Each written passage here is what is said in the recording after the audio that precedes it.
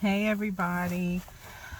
Episode 12. I know I've been doing like a lot of like car rants and my opinions, and I'm back to the episodes. I just haven't found anything worthy, but I guess I did because the LGBTQIA, or the alphabet people as they're fondly called, the New York Post and some other major news outlets put out that the monumental song Natural Woman was offensive and needed to be canceled because it offends trans people.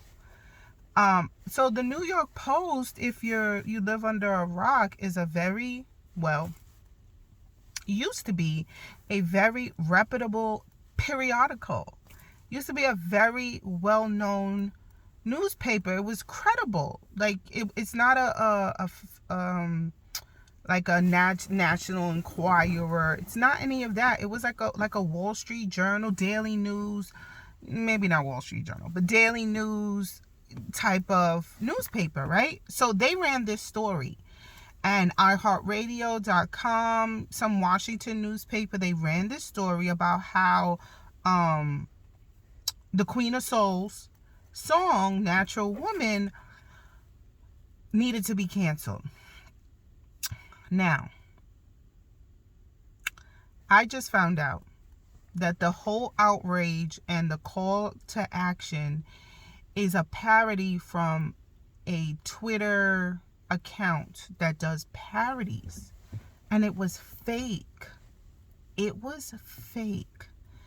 These major outlets ran this fake story.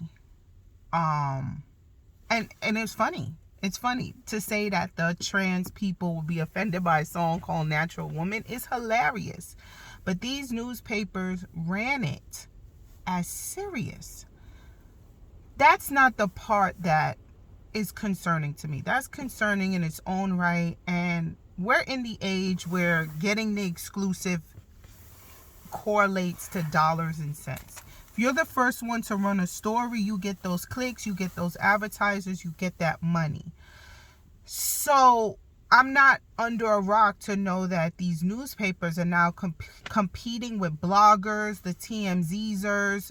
Not me, because my channel is not even enough to get monetized, but other bloggers and stuff who get the exclusives. And being able to say exclusive means dollars. So, but you're the New York Post, you're iHeartRadio. You should have a team and a staff to vet these stories, even if the vetting takes an hour before you throw it out there. You would have known that this was a parody if you went to that Twitter account and saw the stuff that they post. Now,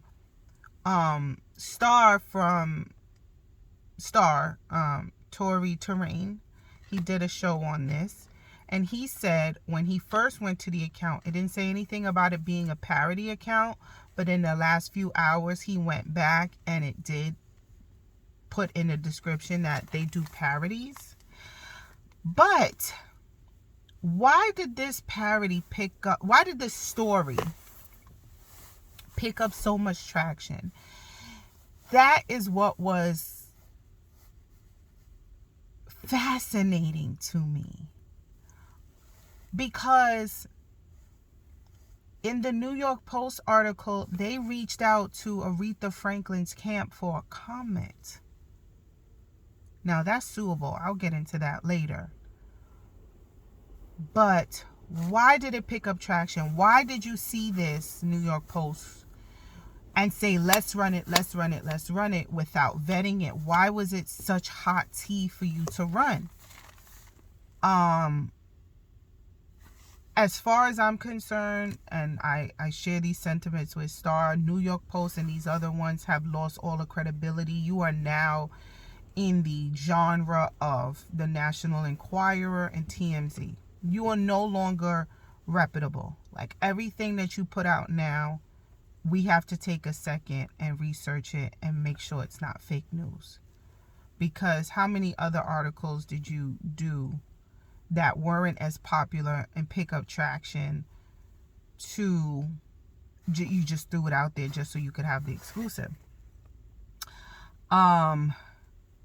So I believe it was to take down this gangster heifer from Detroit.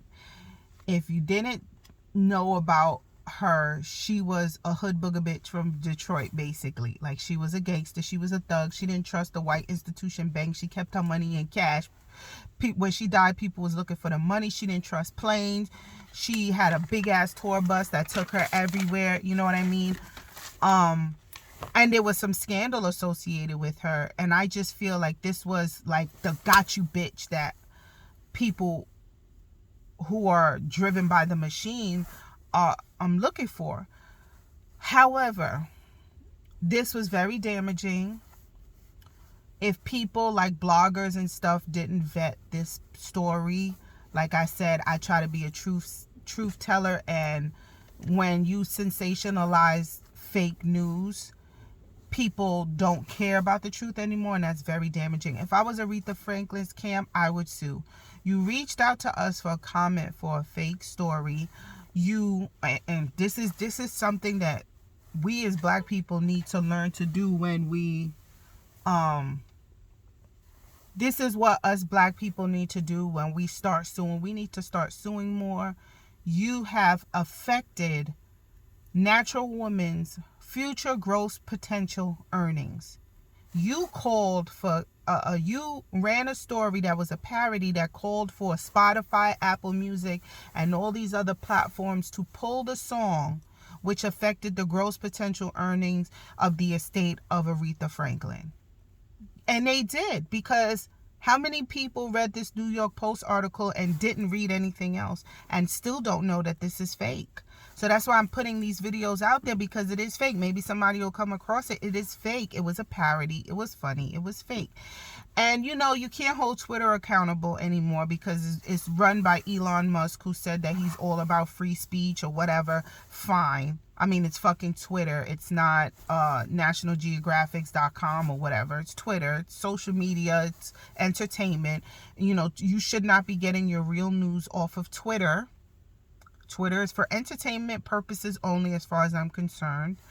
And other people should be concerned too. You used to be able to go to places like the New York Post and get real news, but good God, where do you go now for real news?